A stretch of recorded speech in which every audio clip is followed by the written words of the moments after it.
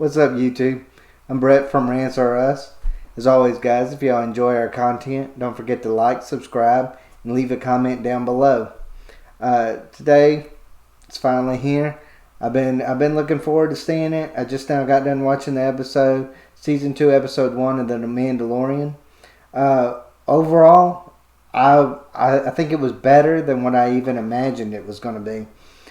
Season 1 was kind of a mixed bag with me. I know I've talked about that too. I know I've talked about it in the past. We've talked about Season 2 trailer. If y'all want to, I'll leave that down in the description down below. Where we talked about I felt like Season 2 needed to go. I felt like Season 1 was a little campy. I felt like it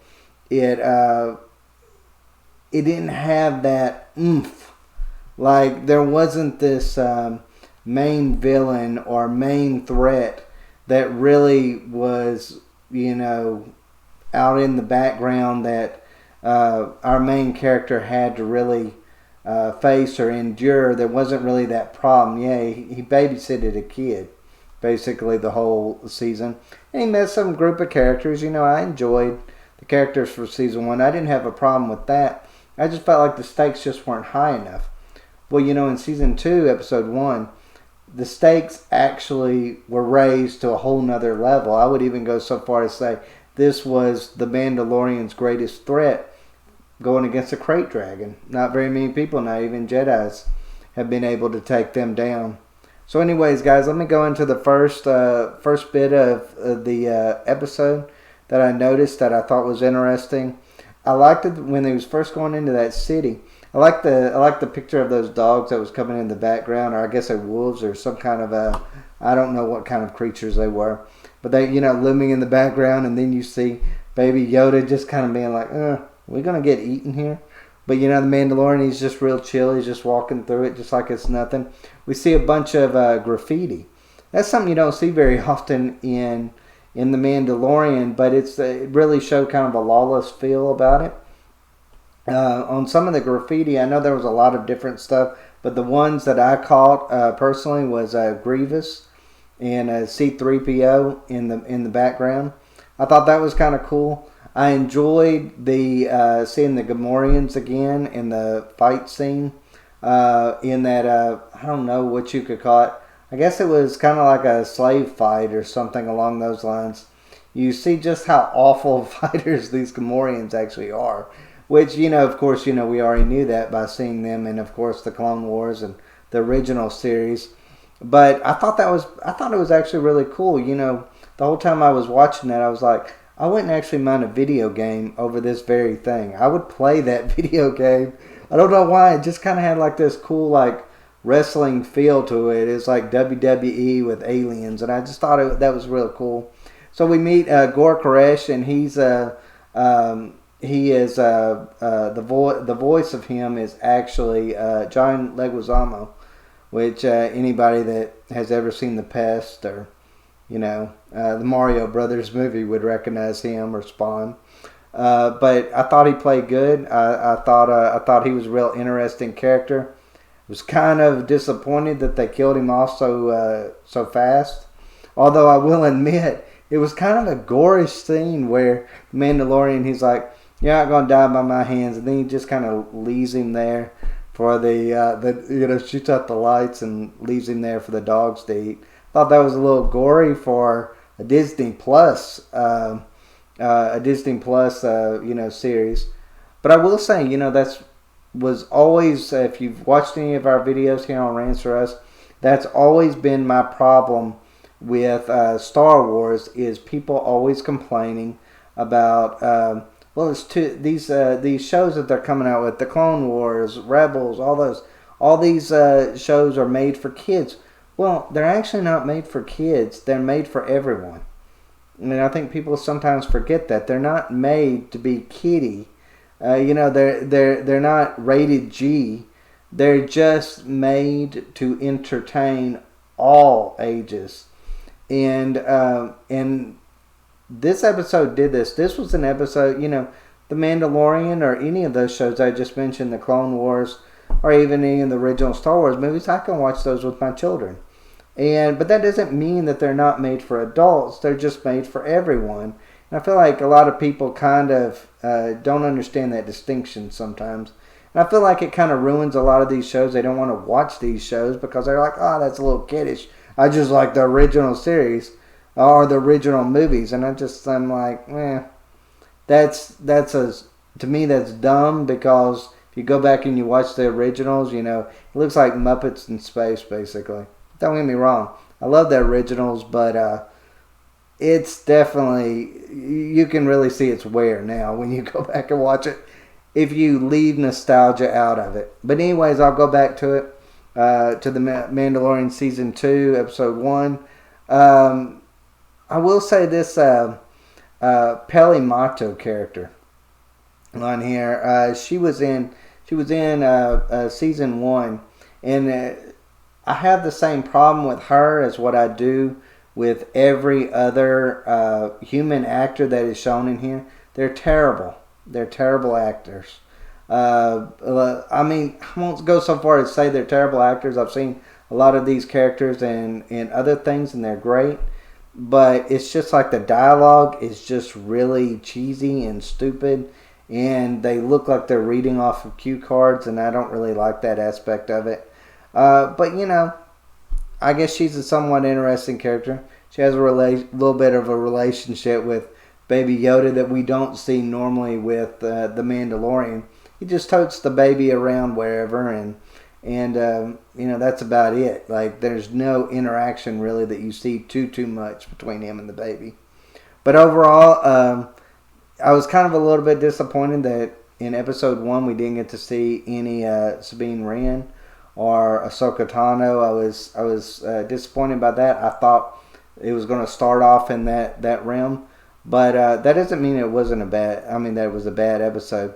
I did enjoy the nostalgia part of it with the pod racers, the things with and of course that anytime that they go back to Tatooine, that there's going to be some form of nostalgia, and of course there was. We have the whole setting with the Boba Fett stuff in the background, and then the crate dragons, the pearl at the end inside the crate dragon, the pod racer that Cobb Vanth was riding on. That was, I guess, a callback to the pod racer that old Anakin Skywalker that he rode in the when he was a child. But anyways, I noticed another person in the background. Huge fan of him, Stan Witwer. He played a civilian in the town that he went to on Tatooine. Also, another thing, one of my favorite characters off the Clone Wars was actually Hondo. He was a space pirate. He was from from that race, the Weequay. And we actually get to see in this episode a Weequay that isn't a pirate or bounty hunter. He's a bartender at this town. So that was kind of neat. That was an interesting take. That was the first thing that I thought. I was like, he's probably going to be a bad guy, but he actually turned out to be a pretty good, decent guy. Cobb Vanth, I don't know the guy that plays him. He looks familiar. He played a really good part. He was probably the best human actor that's been shown on this show that I really could feel some connection with. It didn't feel like he was reading off of a cue card like a lot of these other actors have been doing. So I enjoyed that. The very first thought when I saw him was, oh my goodness, it looks like his armor just shrank in the dryer, or something. Like, it just seemed, that armor looked so stupid on him. Boba Fett's armor looked so, I guess that's Boba Fett's armor. It looked stupid. It looked dumb. It looked like it had shrunk. It looked like he was trying to fit into it looked like he had outgrown it. Let's just say he had a little bit too many meals and he just outgrew it, is the way it looked to me. I thought that was kind of interesting with the way it looked. I enjoyed his character on it. He's, he's playing a tough guy, and he really acts like he can stand up to people. Even the Mandalorian. Another thing that was kind of interesting was how he supposedly took out the mining collective.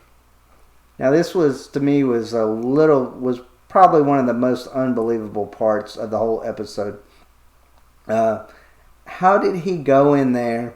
It shows that he runs away from the town, but then he trades with I forget those people's name that are on Tatooine, and the Raiders or whatever they are, and he gets that armor.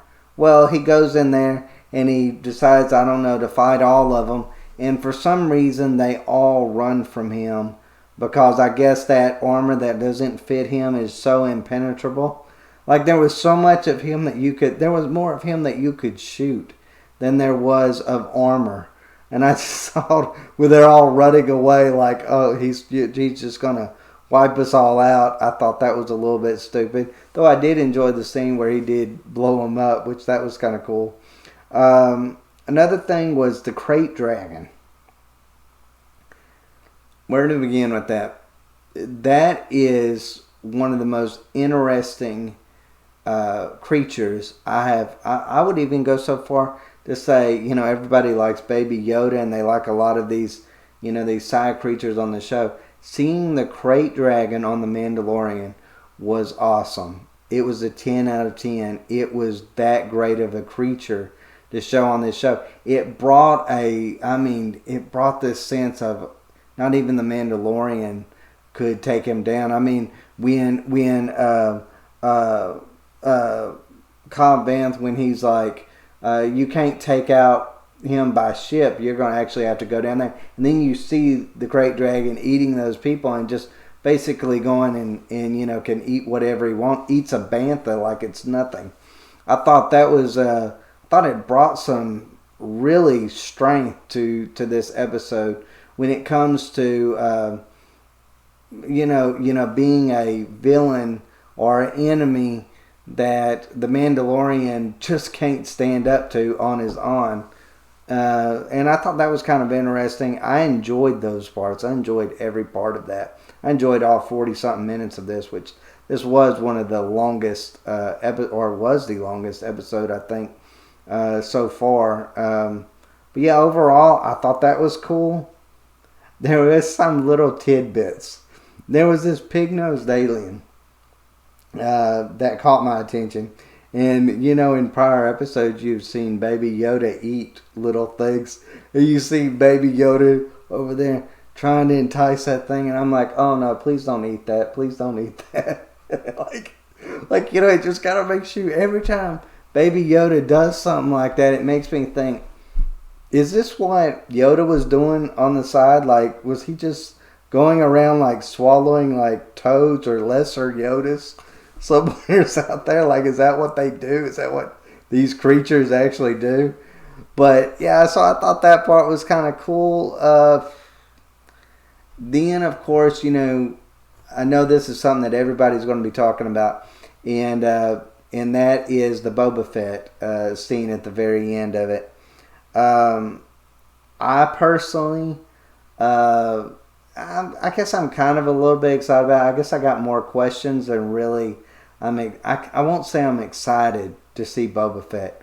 Me personally, he was a character that I know it's something that goes against a lot of Star Wars fans, but I kind of felt like he was the side character that just wasn't really that interesting, but yet that everybody was so fascinated with about the original series. And then when they showed him in the prequels, I just was like, eh. It was cool the way, I guess, his dad died, but, there was some cool scenes, I guess, in the prequels that was actually kind of cool with it. But I just wasn't, I didn't get the sense that he was like a cool bad guy. Even back when I was a kid, I mean, the stupid way that he died, getting eaten by a Sarlacc after Han Solo basically just rammed into his jetpack. Like, I thought that was kind of stupid. But I was interested. But my questions that I have for that is, why was he there watching them? Was he waiting for them to get this armor back so he could retake it. What was the reason for him sitting there watching The Mandalorian in the first place? Why is he still on Tatooine? How did he get out of the Sarlacc? Now there was this, I don't remember if it was Cobb Vanth or The Mandalorian that made that said, or they made the statement, well, what would a crate dragon be doing in a Sarlacc pit? Usually Sarlaccs, inhabit those, and they're like, well, he probably ate the Sarlacc, which that's showing how big the crate dragon actually was. Well, is that really going to be how they're going to say that he got out of that Sarlacc? Is he got ate by a crate dragon, and then somehow I guess it couldn't digest the armor, so he got out that way? Like, I thought that was a little bit, I hope that's not the way that they say he gets out. Like, that would kind of be a little bit, I guess it would be badass to a certain extent, but then at the same time it would be kind of like, that's stupid and that really doesn't make sense, I guess, in a lot of ways. But I have a feeling they wouldn't have brought that up if that wasn't the route they were going to go. I just wonder if he's going to, in the next episode, going to have a conversation with the Mandalorian. But about what? I mean, supposedly the Mandalorian is going to find out so much from Boba Fett about the Jedi and all this stuff. But I'm like, what does Boba Fett really know at this point? Yes, of course, he's probably the only person in this universe or galaxy that even remembers the Jedi for some weird reason, even though it's only like 10 or 15 years removed from the Death Star exploding. And of course, the Jedi and all that. But I just kind of feel like he's not going to learn much from him. And if he does, it just won't feel that real. Like, it was Boba Fett's dad that was the one that would know more about Camino and all these different, the clone army and all of that other kind of stuff like that. I guess he would know some stuff about General Grievous.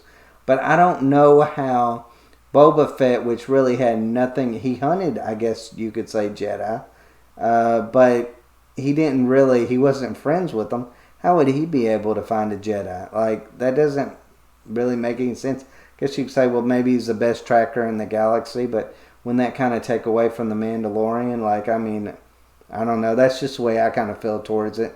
Another thing that kind of bothered me, and I know it's silly and it's petty of me to even concern myself with it, but when they were burying those charges, it looked like something that you would see a child do in a sandbox, where they just barely cover them up and then just leave them there. Which I felt like, if you're trying to kill a crate dragon, wouldn't you have to bury them buddies like deep in the ground? Like, I thought the thing was supposed to eat them or something when it come out, but it was supposed to, I guess, blow up the underbelly, which I guess it did end up eating them and blowing up. But I just thought, what a terrible way to bury something.